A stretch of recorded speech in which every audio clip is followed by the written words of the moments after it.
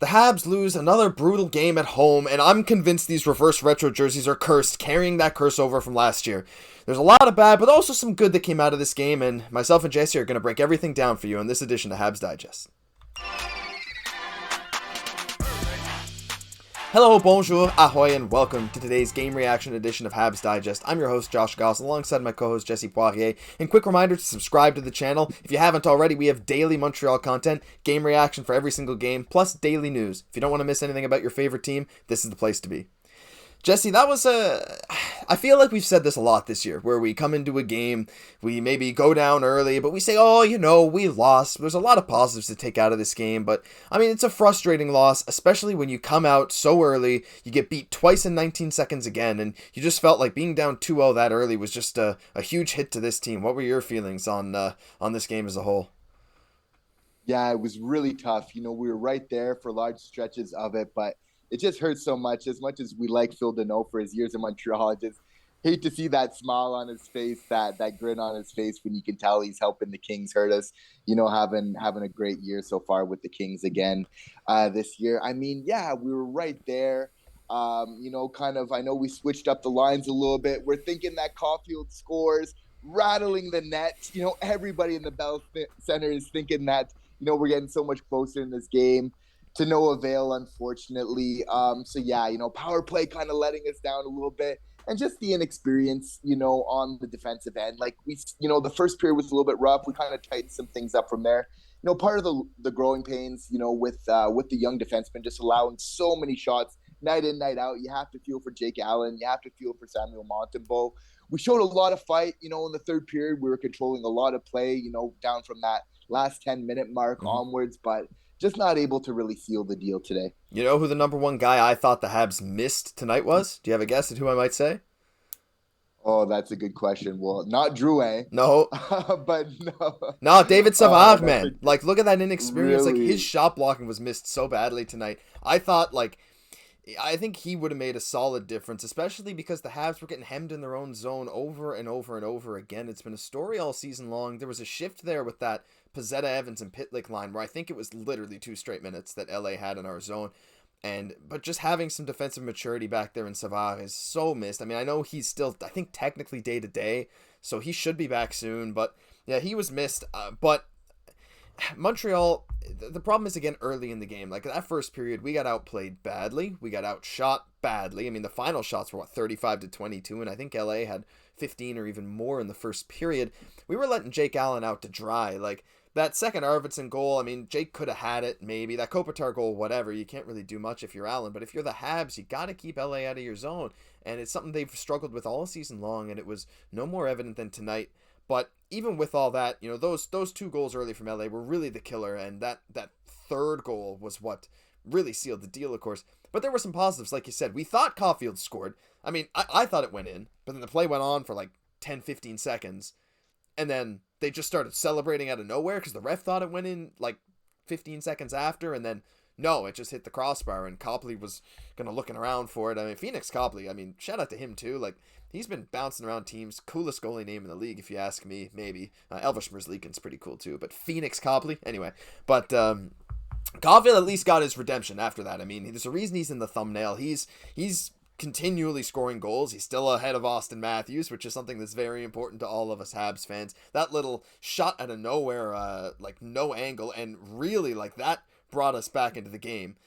The problem is, again, in typical Habs fashion, sometimes we have amazing shifts after something good happens. Sometimes we have garbage shifts. And this was one of the times, like just a couple minutes after Caufield did that, the Kings score on an Alex Edler point shot on a screen from Blake Lizotte.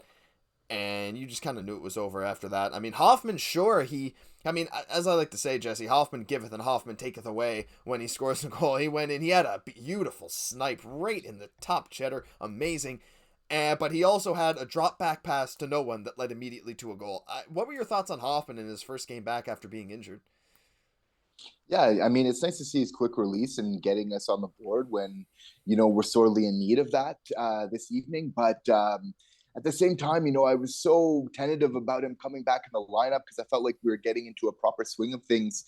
And Josh, I'm just not a big fan of him, and I'm curious on your thoughts on this. But I'm not a big fan of him manning the point on the power play or really any time for that matter. I know when we have the empty net when we have the extra attacker, that we like to kind of have him at that point position.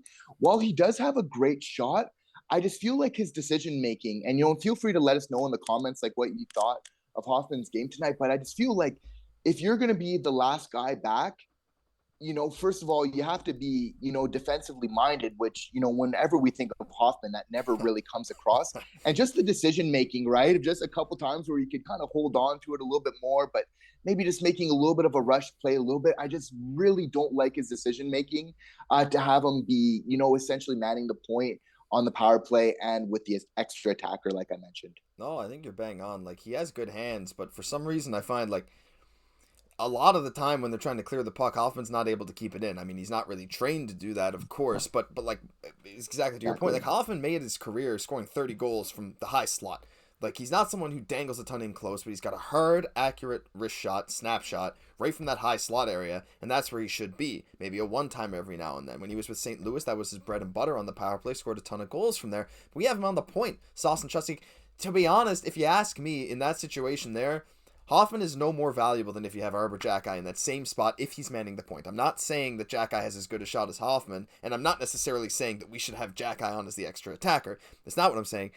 But in the role Hoffman is playing, on that point, kind of firing it hard towards the net, maybe taking a step or two in, like, I don't really see much of a difference between the two. And again, I'm not advocating for that to change, but like, you're right. He's not it's not a position for Hoffman to succeed. And I just wish I could see some more from him. I wish his offensive upside would show a bit more, and I wish he would hustle more on defense and just stop making brain dead plays. Like, his passing game this season has been, for lack of a better word, horrendous. Like, his decision making on these passes, his accuracy is just like, I don't know, man. I feel like every time he passes the puck, I'm worried it's going to be a turnover. But let's move off Hoffman. I think we've maybe spent too much time talking about the negatives with Hoffman. Let's talk about some other positives tonight. Jesse, we got Doc back playing center tonight, and I thought he didn't look bad. I will say that first line I thought was Suzuki and Caufield looked a little lost without Doc. They're not used to it anymore. Doc, it just shows those winning plays he makes on that first line, and I think that's a positive to take away from this game, show how much of an impact he has on them, but also even his own line mates. I mean, I thought he looked still smooth tonight, moved the puck very well, even if he wasn't all over the score sheet. What'd you think about Doc tonight, and maybe some of the lineup changes that we saw? Yeah, just from the eye test, initially I thought he looked a little bit better off the draws, which I mean, that's his main knock for him as a centerman. So if he can really get that together, I think it really bodes well. To be honest, I didn't think that himself. I was really excited for him playing with Slafkovsky just to see how these two big young guys would kind of play together. I didn't find they gelled the best. Sometimes it's things where they take a little bit of time to kind of get into some chemistry and learn how each other plays. Slafkovsky being a rookie, I'm sure doesn't help either. But sometimes you can kind of tell if there's a natural fit there or not. And, just from initial observations, we would have to say that Slafkovsky looks much, much better with Monahan as centerman than Doc. I think we have to play around with these things to kind of figure that out a little bit. But what was your thoughts of the combination of Doc and Slafkovsky tonight, Josh? Yeah, I kind of in the same boat, and I was gonna say something that I think a lot of Slovak fans probably don't want to hear. I thought Slafkovsky looked lost for the majority of the night tonight. I've been used to him playing well. Now, he still was good on the boards, doing the things that we know him. We know he does well. He was still doing those well, but it just felt like offensively nothing was clicking for him. It felt like even the zone entries were not there for him. Defensively, he was okay. He was fine. Not like super noticeable, not noticeable.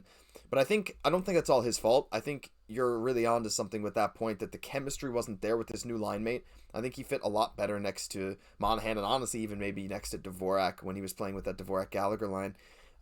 We saw Slafkovsky move around lines a lot tonight. I think there was a point where I saw it was Slafkovsky, Evans, and Anderson had a couple of shifts together there in the third period.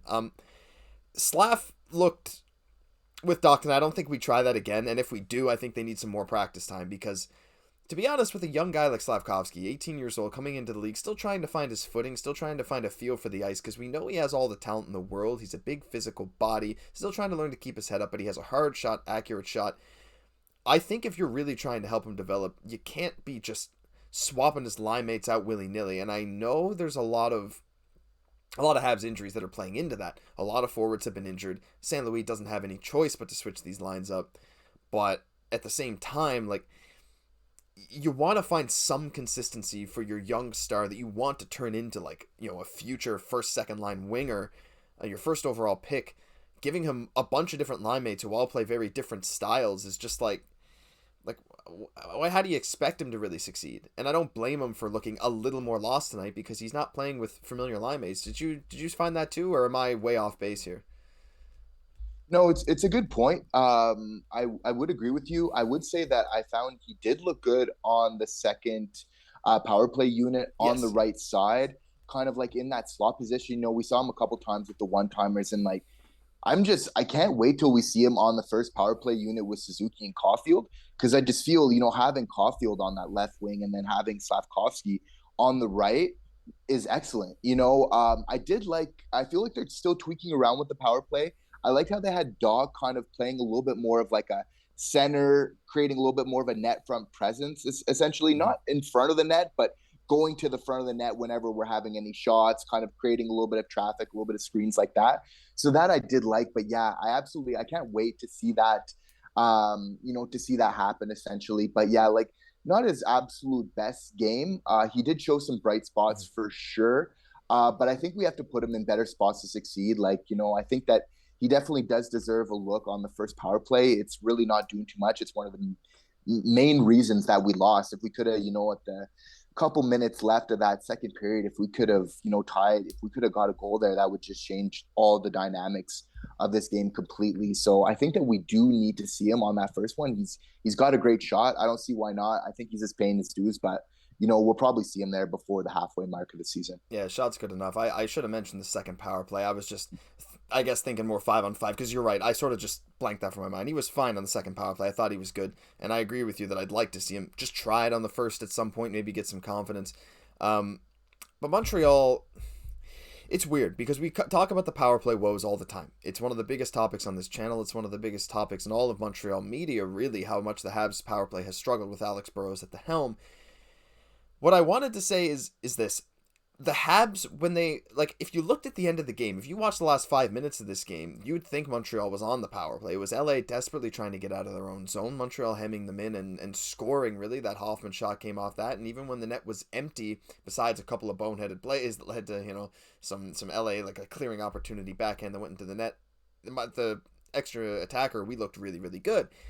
And it kind of surprises me because, like, we can have these like stretches of 5, 6, 7 minutes of 5-on-5 where we just look utterly dominant. And when our extra attacker is out there, I find we often look better than a regular power play. I think part of it is coming down to the sense of urgency. I feel like the Habs don't play with a sense of urgency on the power play. It looks almost too calm. They're like, okay, we gotta run this power play like we run a power play. We're gonna get our chances, right? We gotta follow the coaches as opposed to like, F this, we gotta score. Like, we gotta score now.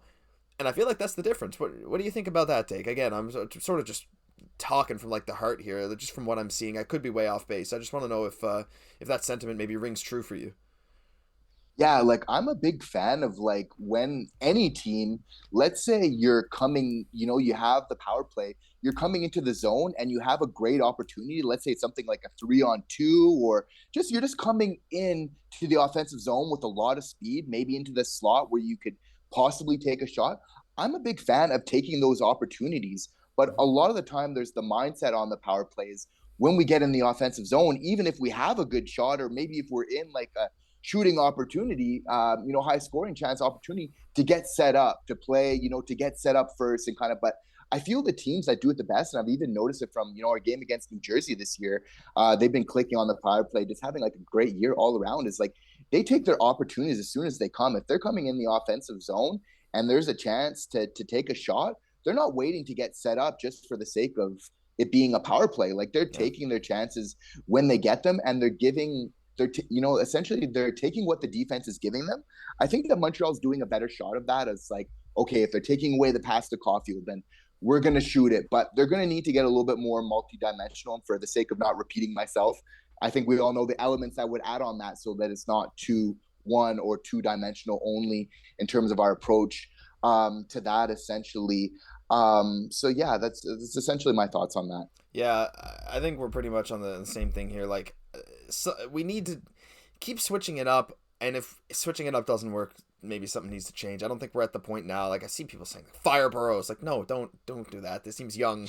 We're inexperienced. We have so much we can change before we do that. I'm sure he's a great guy, whatever. And he drew up some nice plays with the extra attacker. We could have had a couple extra goals tonight. I know Dvorak had a chance right in tight. Dadonov had a chance that somehow didn't go in. Caufield barred down.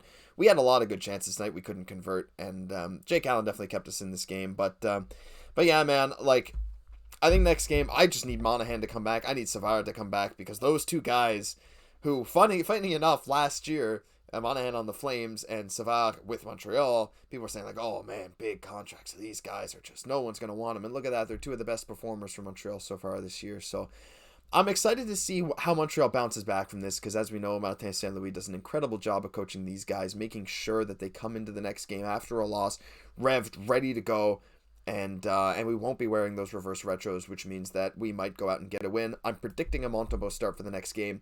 But yeah, that's about it. Jesse, got any final thoughts before we clue this game recap up? I think you said it, buddy. Awesome. Well, that'll do it for this game reaction edition of Habs Digest. If you liked it, like the video, subscribe to the channel. We love having you guys here. We love all the support we've been getting, and we could not be more grateful for every single one of you. I'm Josh Goss for my co-host, Jesse Poirier. We'll catch you in the next one.